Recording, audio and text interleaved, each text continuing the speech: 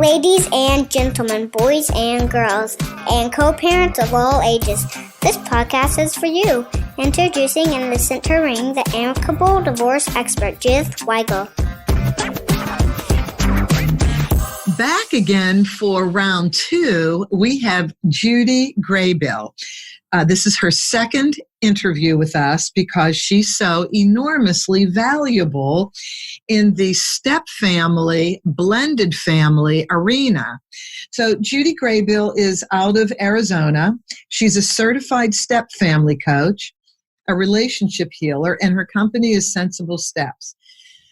Because this is December, and December has its challenges in regards to holidays and who gets the kids, the co-parenting schedule, I definitely wanted to devote this month as much as possible to exploring from different professionals best ways to approach the co-parenting schedule for the holidays, the blended family approach to the holidays. And preceding Judy last week, I interviewed a woman named Molly Wilder, who is a divorce coach, not a step family coach. She's a divorce coach, but her story, and I hope you listen to it. If you haven't, please do, because it sets up this interview perfectly. So Molly was divorced, 7 children, homeschooler, gets divorced very amicably. Former husband remarries first. Molly has a significant other, and they have, and Judy, this is where our takeoff is with you.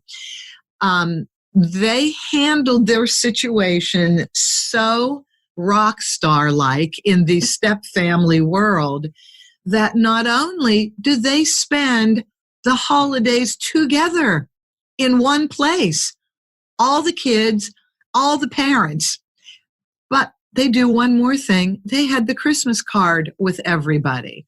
Nice. Now, you don't get any more Norman Rockwell than that. So that was what we did last week.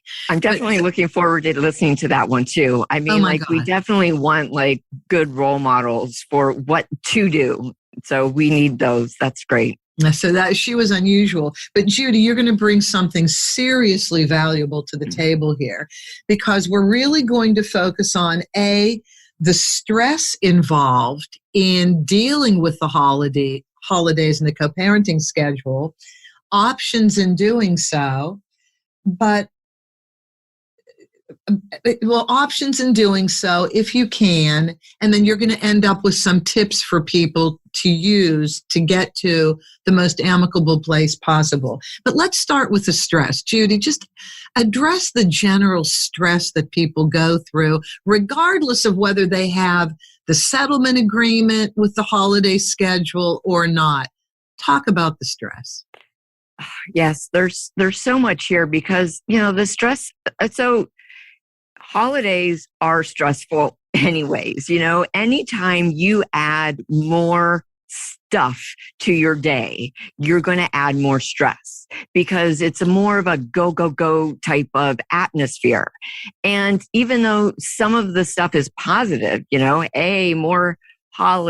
more parties, holiday parties, more gifts. People enjoy those parties. People enjoy shopping. Those are all positive things. However, it is also this go, go, go, go, go, go type of feeling. And people are, they get short-tempered and they have shorter fuses. So, even good stuff is stressful. But then you add in the blended family mix. So there's all kinds of high expectations and desires to make the step family work. Because throughout the year, those challenges are coming up, right? So the holidays, with all the things that are going on, there's more pressure. And if there's more pressure to get it right, if we've screwed it up just for the summer vacation, how are we going to do it for the Christmas vacation when you have, and there's a lot more going on because everybody wants the kids for certain days, And everybody is sharing what those certain days are, which is a little bit different than like the summer vacations or the spring vacations. Each school is a little bit different. There's a little bit more flexibility. There's less flexibility with regard to those dates during the holiday season, which regardless whether it's Hanukkah or Kwanzaa or Christmas, whatever it is. And then you have those family traditions. So everybody, right? Right. I didn't think about that. But we always have dinner at noon. Well, so do we have dinner at 1. What are we going to do? Right. So, and anytime, and like the blended family thing with regard to family traditions, now you have multiple families trying to do multiple traditions. And my family normally does this. His family normally does that. The kids are like, it also depends on the kids' age, whether they're receptive to anything. So, you want to keep a little bit of each tradition, but you also want to create your own traditions. You have to really start thinking of yourself as a new identity. So like when I work with clients, for example, they share the last name of the husband, but like when I'm working with them, I always hyphenate it. You're not the Joneses anymore. You're the Smith Jones, or you're the Jones Smith. And I emphasize that, like when we're working together, like one of the things I do is create a family mission statement. And I emphasize that just throughout, because I want them to both keep their own identity, but at the same time, they need to see themselves as a new identity, so they want to introduce new traditions.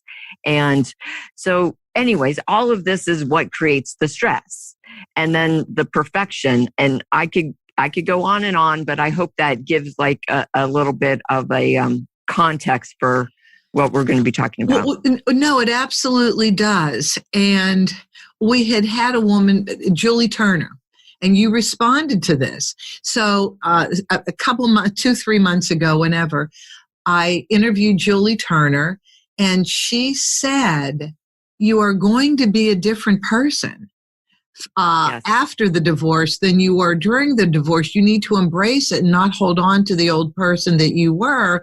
This is a life circumstance that will change you, like any big life circumstance. So too, this is very interesting that you said that not only are the old traditions, the routine traditions that each family grew up with, some people celebrate, if we're going to talk about Christmas, some people celebrate the big Christmas on Christmas Eve, and they just hang out on Christmas Day. Other families, Christmas Day is the big deal, and they just have a dinner maybe the night before. Okay, that's cool. If you're not going to do a blended family thing and get together, nice. If you have two families whose emphasis is on different days, that makes it kind of easy. But then I like what you said, Judy, about but create new traditions, because isn't it sad when people try and recreate the old tradition with a new group of people or a slightly changed group of people? It doesn't feel the same. And that's the other thing that what I'll be talking about within everything that we talk about today, it has to be in the context of how it feels. So, right. So like the kids, for example, a part of them still want to do those old traditions, but it doesn't feel the same with stepmom than it did with both mom and dad together. So that's why a lot of times they are receptive to trying something new. Because if you're kids, trying, you mean, right? Yes, the kids are, okay. Yes. And again, this also depends on how the relationship they have with the step parent. It also depends on their age and a few different things like that. But in general, it feels different to them. So they're going to be a little bit more receptive to doing something new. But what's important for parents and step parents alike to understand is that the kids get their cues from the parents. So if the parents are trying to force those traditions, and that's the thing, does it feel forced? Are you trying to force a square peg into a round hole, for example? The kids are going to feel that, and it's not going to be as enjoyable for the kids. So you don't want to, so you want to kind of feel it out. So it's okay to do some of those old ones, but definitely try something new, or to do it in a new flavor, do it in a new way. But definitely you want to have discussion. You want to have like maybe family discussions. You want to discuss it with your partner. You kind of want to feel it out with the kids in certain ways, and get a feel for what they want to do. Well, I think that's a good idea. Yeah, that's what I was going to ask you. I'm glad you brought it up, because I was thinking, well, is it okay to ask the kids what they would like now that the kids have two different homes and they're conversant with each home because they're there? Maybe they have ideas what will work, especially if all the biological parents and the step parents actually talk. Right. Starts with, can we all talk to one another, right? Yes. Then the kids can maybe be a viable part of recreating or creating a new paradigm in how the holidays are enjoyed. I think that's ideal. And I think that's definitely something that both parents and step parents alike should strive for. And one of the things that happens that might get in the way of that, which I think it's important to mention it loud so that parents and both step parents alike could be wary of it, is that if parents are feeling the loss still of that first relationship, and this goes back to what we were saying a few minutes ago about what Julie Turner was saying, the emotional divorce. You want to get that closure. You want to do your own emotional work so that you can create your new identity. If you haven't done that, then you're going to, quote unquote, feel the loss of that relationship, and you're going to parent out of guilt, and you're going to want to, that's when the pressure to make the holidays perfect come into play, so you can make it up to the kids. If you're trying to, quote unquote, make something up to the kids, you're putting more pressure onto yourself, undue pressure onto yourself. And that is what creates the, some of the stress and the short fuses and that kind of thing, which leads to arguments and so forth. So that's why you want to ask your kids, but you want to definitely have an open space. You want to have that open table, the open door policy, to talk with your kids. And step parents, they come at it from a slightly different reason for wanting to make things perfect. Their reason is because they want to bond with the kids. If the holiday itself and all the details are perfect, then I'm going to have a better relationship with my kids, with the step kids. And that's might be true, but not necessarily, because there's a lot of other things that go into play. If you're spending so much time and energy on those details and making everything, quote unquote, perfect and trying to make it up to the kids, and you're putting all this pressure on yourself and this, and it has to be this, it has to be that, you're not going to be, quote unquote, present for your kids. And what your kids want most is you as a gift. You as the parent is the gift. And for step parents, you have to recognize that too. It's not, you are creating your own unique relationship with the kids, but you still have to be aware that primarily they need to have that relationship with their parent, both parents. So it's a tougher thing for step parents, and they can still bond with their kids by having that open door policy. They can bond with their kids through creating those new traditions, but it's also through that presence. Okay, so I'm going to extend that thought a little bit, and that is parents, two people get divorced, they have children.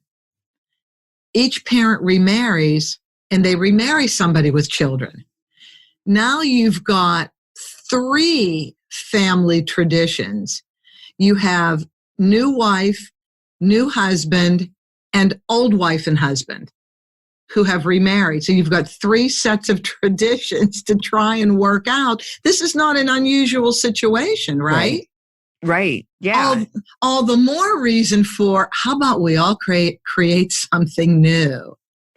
Yes. And I think what I've come across with those kinds of situations is typically when you have that much change, they're getting so used to it. They're kind of getting more used to those adjustments and changes and creating something new. They're a little bit more open to creating something new.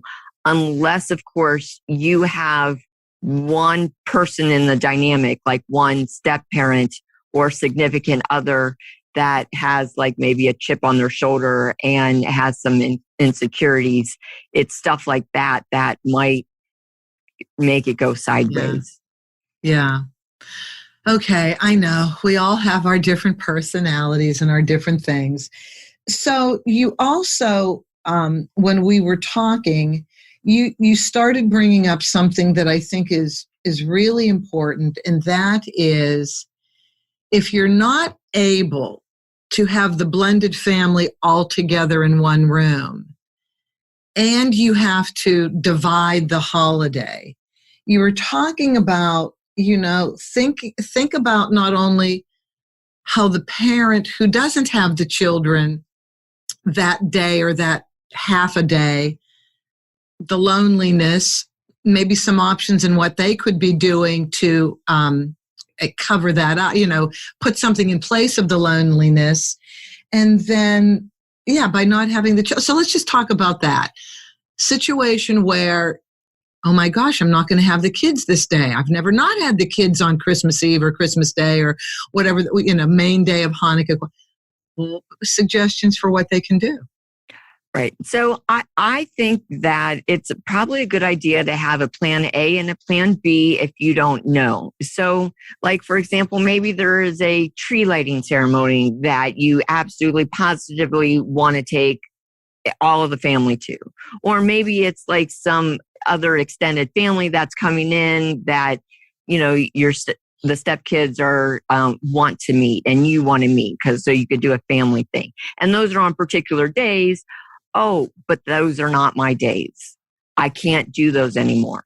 So maybe you can do a recreation of that during your time. So like if it was a public tree decorating ceremony, maybe you can do something about that at home during your time.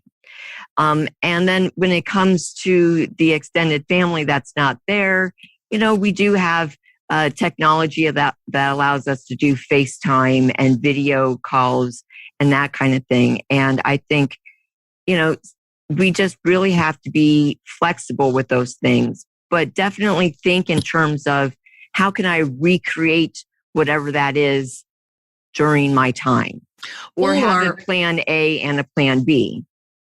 Or when you don't have the kids and it's one of those significant days, plan ahead for something else to take its place. Oh, I'm glad you mentioned that, because I was going to suggest, so like one of my clients actually did that. So, but this is with a vacation earlier in, like, I think it was either spring break or summer. I can't remember, but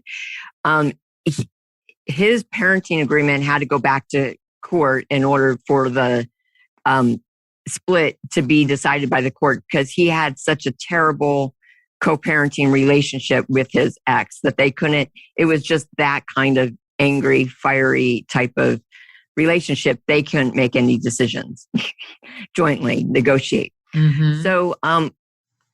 So the decision with the court was like right underneath the wire of when he had to make the vacation plans. So he created a plan A and a plan B. If I have my son, we do this family vacation.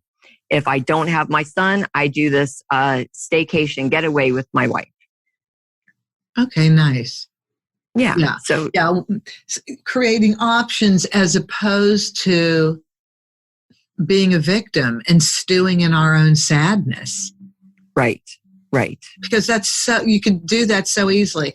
I give this example and it will tell you what my shallow side is like. So in my shallow side, I watch these Bravo reality shows. The Housewives of Orange County is the flagship. And Orange County is one county south of me in Los Angeles County. And Tamara Judge, a few years ago, was dealing with a very difficult co-parenting schedule after divorcing Simon Barney. Notice they're like my friends. I know their names, first and last names. But it's so ridiculous how this hit home. For me, one of her cutaways, she was saying, this wasn't even a holiday, but on one of her cutaways in this particular episode, she said, well, nobody's really ready for the aftermath of divorce. You have to kind of wait and experience it. But she said she planned as best she could, but what she didn't count on, because you really don't know what it's like until it's there. She said the silence in the house was deafening when she didn't have her kids. Yeah, I've heard that from other parents too. That's a tough adjustment for parents. Yeah. So don't let it be that way, or use silence as golden. Stay in your pajamas all day, watch TV. Don't we have a parade? We have a dog show. We have football, which I love. Right. And we have whatever food you want to eat. You can eat in bed. Yes. Ice cream would be my choice. Yes. Oh my God. A buffet of. All right. So now let's talk about these co-parenting schedules. When you get divorced, if you don't go to trial, you'll have a settlement agreement written for you by either, whoever's filing for you, you'll have a settlement agreement written. And in the settlement agreement, you can either be very detailed with the normal weekly schedule, and then you have a separate section for the holiday schedule and a separate section for the summer vacation schedule. In the holiday schedule, quite often, you'll name the different holidays, and they really will have a different significance for each parent, depending on how each parent grew up. Easter may not be a big deal for one family, but a big deal for another. And so you look at all those, and Jewish holidays, there's so many of them, depends on how conservative or, reformed versus conservative versus Orthodox you are. That will pose a challenge in terms of how those holidays are dealt with. But when I write these agreements, some people want them extremely detailed. Other people want them just general. We'll figure it out on our own. You now inherit these people after the divorce is final, and they become step parents. What if they had a very detailed schedule that kind of wasn't working once you've inherited them? How do you guide going forward versus the Wild West? There's really no detail. We'll figure it out when it gets here. Go ahead. So what I can speak to about that is the potential for arguments there. Because what I work very specifically with my clients on is their relationship with each other and their relationship to the kids. And to a lesser degree, their relationship with the ex, but it really starts with the two of them in the household first. Most of the time, unless the primary reason for argument is with the ex, then that becomes front and center. But basically, so what I can speak to with regard to this is what causes the most arguments. So and in my experience with working with clients, what I found is that it is less about the details they work out, and it is more about how well they co-parent with the ex.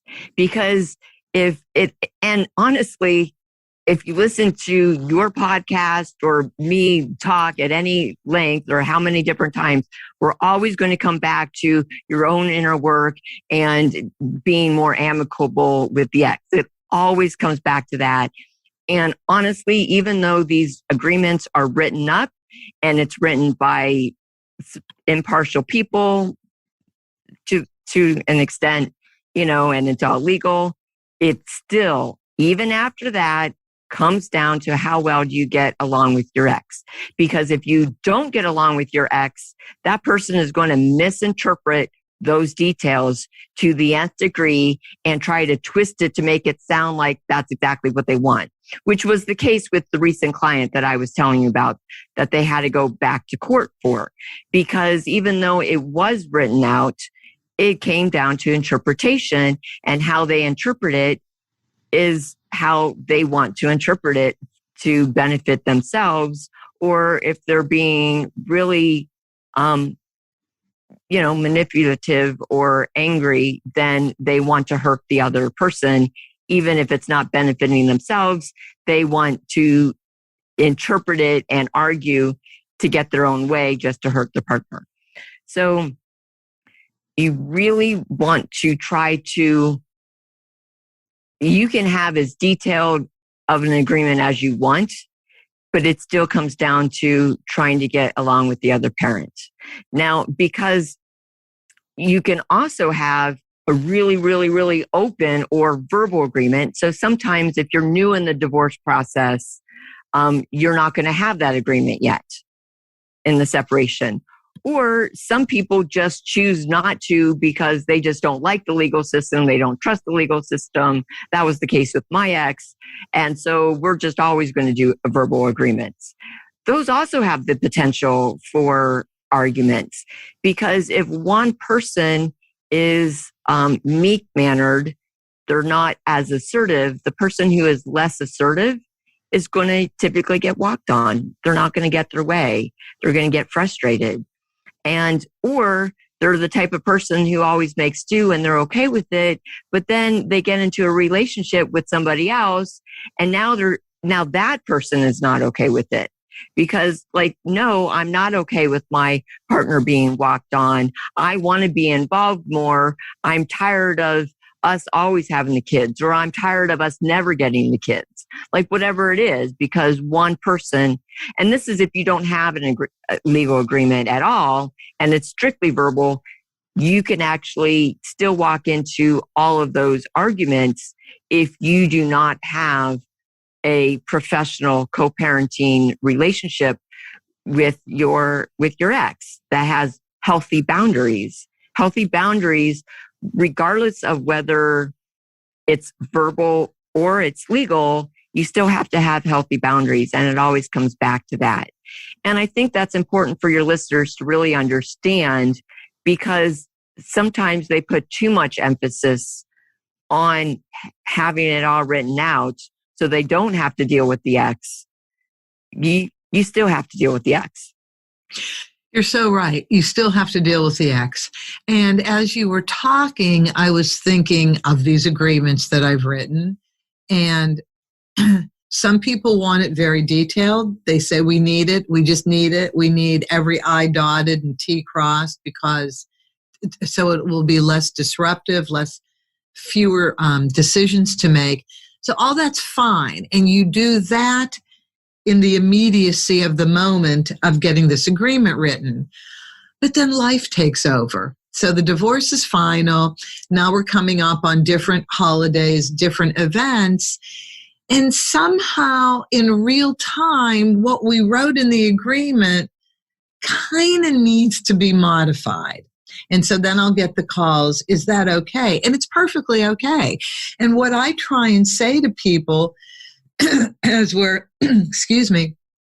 as we're writing this agreement, everybody does the best they can. And this might work for a while, but as the kids get older, as you bring in new people in your lives, this just may be outdated, and you may have to come up with something new that suits you in your present time circumstances and for all the other people in your life.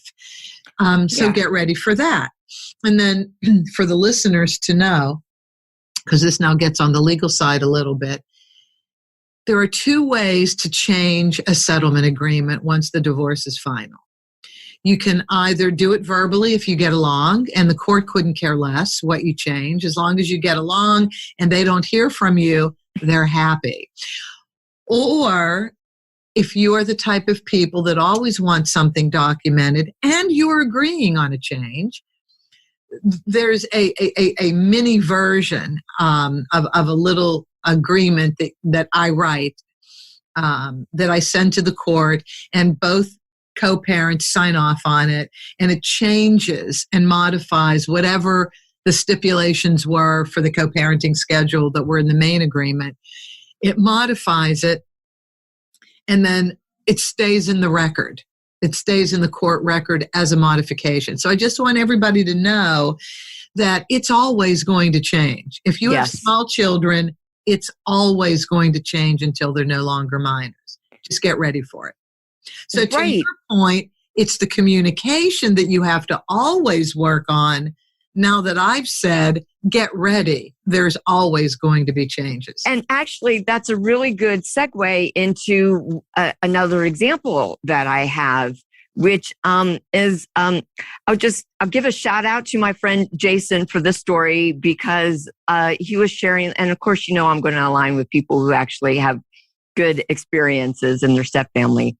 So he has a written agreement with his ex, but he hasn't even looked at it for so many years. Like, he can't even remember what it is because he has such a good co-parenting relationship with his ex. So now they just verbally work through all that depending on what their schedules are.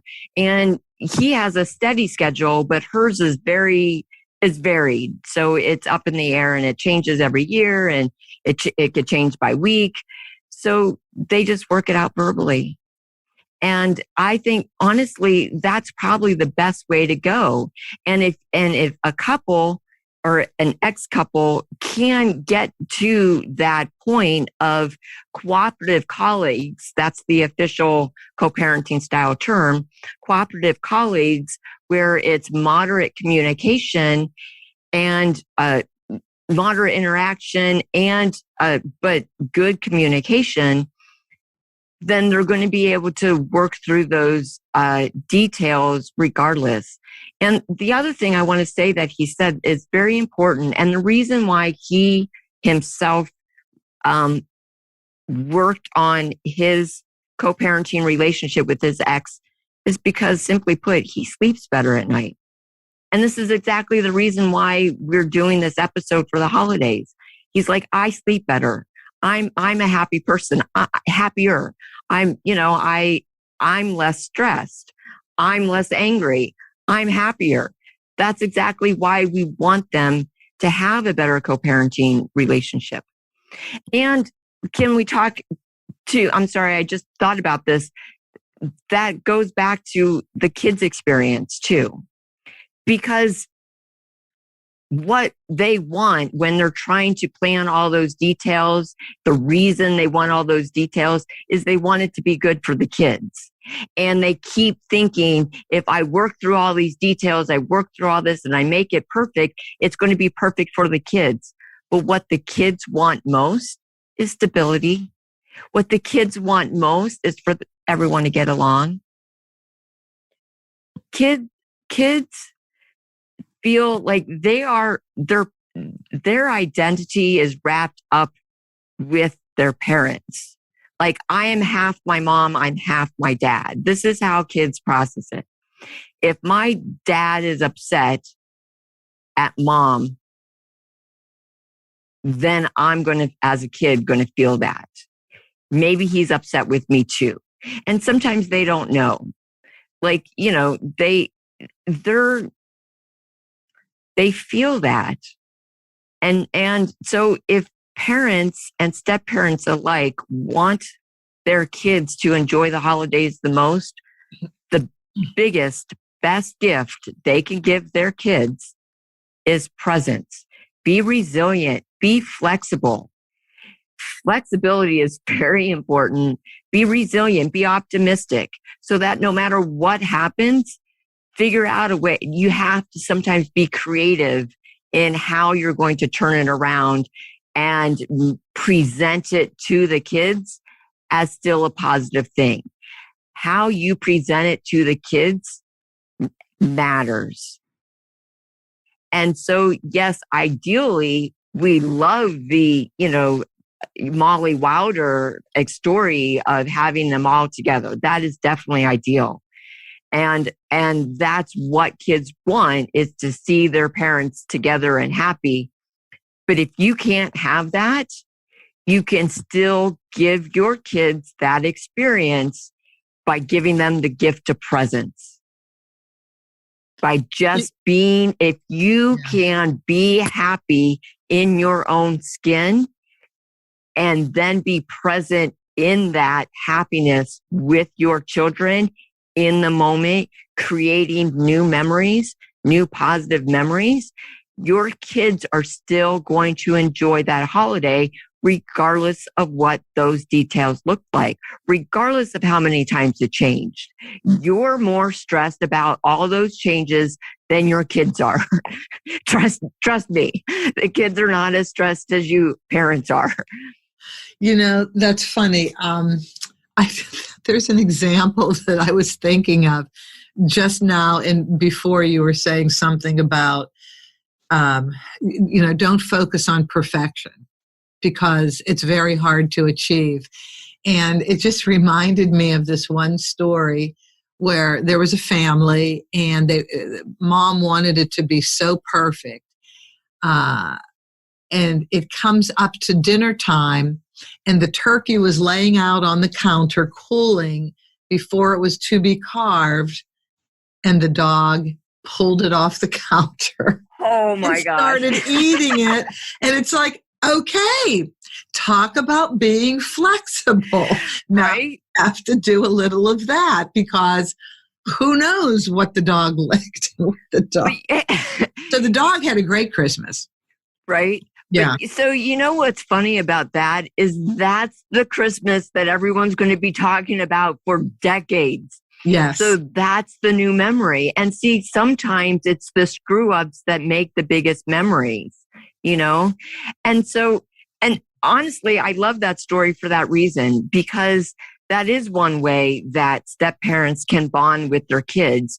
It is creating new memories. It's not just necessarily in the mistakes, but maybe asking your kids what their old memories were, your stepkids, because what you want is to create your own unique relationship with your stepkids, and asking them, like, what was your favorite Christmas? What was your least favorite? Why was it? Or, let your stepkids share those old memories. And some step parents are going to feel very uncomfortable hearing those old stories because they weren't a part of those. Oh, right. Or the actual biological parents may feel a little uncomfortable recreating those from a different time, but they're your kids' memories. I mean, what are you going to do? That they own those. Right. And the step parent always feels left out because they're not part of those memories. So like sometimes in those big family gatherings that you mentioned, even if they're doing that, the first couple might be uncomfortable for most people. That happens. The kids are sharing those memories and it's a shared memory with their mom and their dad. The step parent feels left out. Yeah. And if the step parent can get over that though, and laugh with the kids, laugh with the family, and then, that's, if you can do that as a step parent with your step kids, and talk about that and engage in conversations like that with your stepkids at other times, you're going to create your own relationship with your stepkids. And that is eventually how they start listening to you. That's how you create your rapport. And take pictures. Oh, what a great idea. yes, they need to take pictures as a new family hanging up in the hallway. So again, you can remember those on those bad days. Right. Okay. So a couple things I was thinking about while you were talking. And one of them is, if this is your first holiday, it could even be Thanksgiving. It doesn't matter what the holiday is. I know we've said Christmas because we're in December or Hanukkah, but any holiday, it's your first big holiday as a step parent with your new spouse and your stepchildren. How does the step parent gently integrate themselves into the plans? Right. So they really have to work with their partner, their husband or wife, depending on which gender, as much as possible. But really, they have to do it. You said the word perfectly, gently. They have to gently step there, and so you're really, I would say, like what we said earlier, ask the kids. You really want to get a feel with the kids on where they are at in their grieving process and their adjustment phase. I mean, there's all different kinds of opportunities, and it could be little things. But also another thing that comes to mind is it's not always stuff that you're doing per se. Sometimes it's stuff you're observing. So you want to observe, like, for example, if the kids are getting moody, if the kids are having behavioral issues. So if the kids are not adjusting, if they're stressed, they're going to be moody. They're going to maybe have more behavioral disruptions. It could be as simple as, I hate your mashed potatoes, and, Joy, or whatever the mom's name is. They usually don't say stepmom, but they call her by name. It could be Mary. I hate your mashed potatoes, Mary. I don't want to eat these. And Mary might be hurt, but what really might be happening is the kids really processing that grieving and thinking to themselves, I miss my mom's mashed potatoes.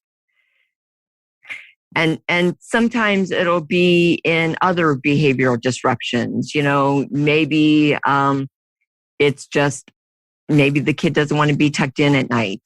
And it'll be stuff like that where if you as a step parent observe that, then don't take it personally. Recognize that the kid is just grieving and missing. So if those are the type of things that you're observing as a step parent, then your first holiday, you kind of probably want to be more in the background. And that's going to be hard for some step parents. But I want them to embrace that and be okay with that and think of the long term. It is not the long term. If I can't say that enough, think about your relationship over the long term.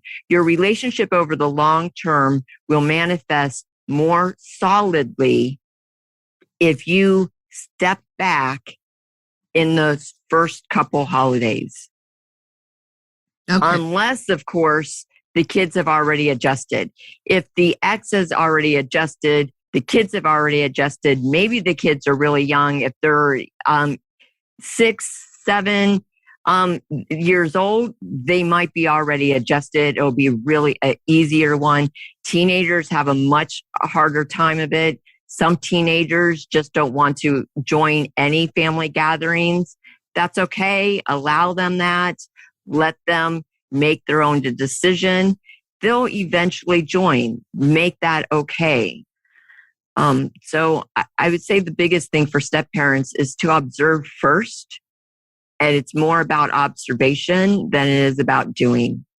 Okay, now what do you do when the new spouse has children? Okay, so you have children, You're the old spouse. You have children. Now you have a new spouse. That person has children. And everybody wants to get along, but who comes first? How do you work out all these different traditions? Have you heard of people literally creating a summit of step parents and all saying, what should we do? Or, I mean, this has got to be insurmountable depending on the number of people involved. Right. So, yeah, well, who comes first is usually the loudest wheel, unfortunately. That might not be might not be the best answer, but that's the most practical answer. It's tough balance, but honestly, you really have to put everybody first. And I know that sounds like a hard ask because one person or one group of people is supposed to be first, but really, honestly, what I work at is trying to make everybody come first.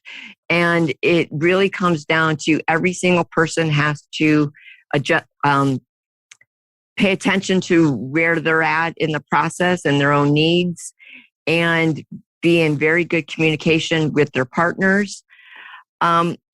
But there's no one way to do it. You definitely want to,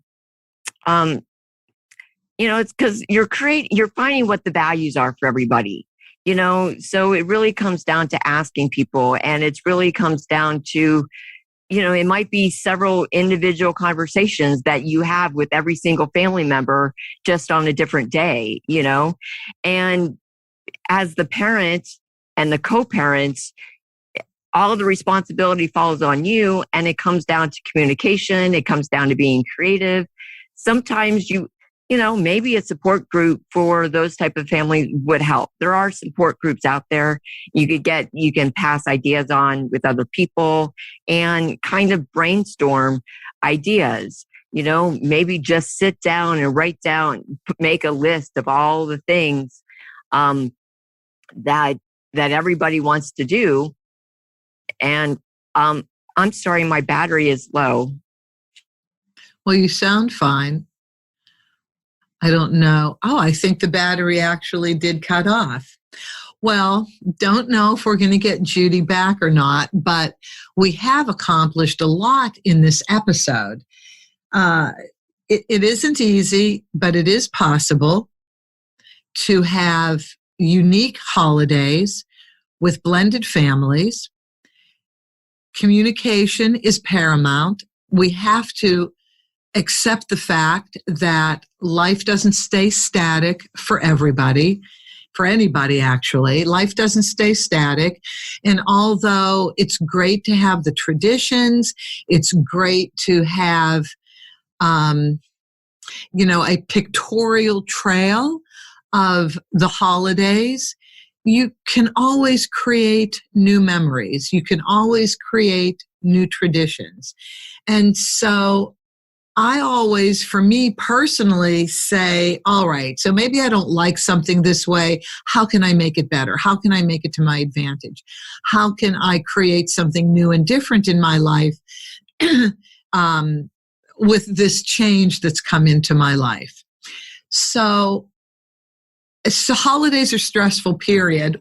Whether we have co-parenting issues or not, they're stressful anyway. Mitigate the stress because it's not worth it. It's not worth it. It really isn't. The kids don't need the detail that parents think they need generally. They're happy when their parents are happy. And those really are my parting words for all of you. Now, there was one thing I wanted to go through with Judy that I would have gone through next if she hadn't cut out and gone on another planet here with our technology. And that is, she wanted to talk about tips for step parents on ways they can bond with their stepchildren during the holidays. And I think this is really important. So here's what I'm going to do. I'm going to use that segment in my blog, which comes out on the website, theamicableddivorceexpert.com. I do the blog either Thursday or Friday. So the episodes always upload, as you know, on Wednesdays. And then I write the blog based on the episode Thursday or Friday. I have to take license. And I think that's what I'm going to have as part of the blog. Tips for step parents on ways they can bond with their stepchildren during the holiday, because these are very intimate, personal times, and this is an unbelievable challenge. So with that, I'm going to conclude the episode. Thank Judy Graybill in absentia for being such a phenomenal guest on this topic. And of course, I want to thank all of you for joining, as always. I appreciate all of you. This is always to give you the most amicable approach possible to the divorce or post-divorce. You can always reach me through my podcast website, theamicableddivorceexpert.com. Please subscribe if you haven't. Share this with your soon-to-be divorced friends and family. And as always, have an amicable day. That's our show for today. Thank you for joining us. Be good to yourselves, be kind to your spouse, and cherish your children above all else.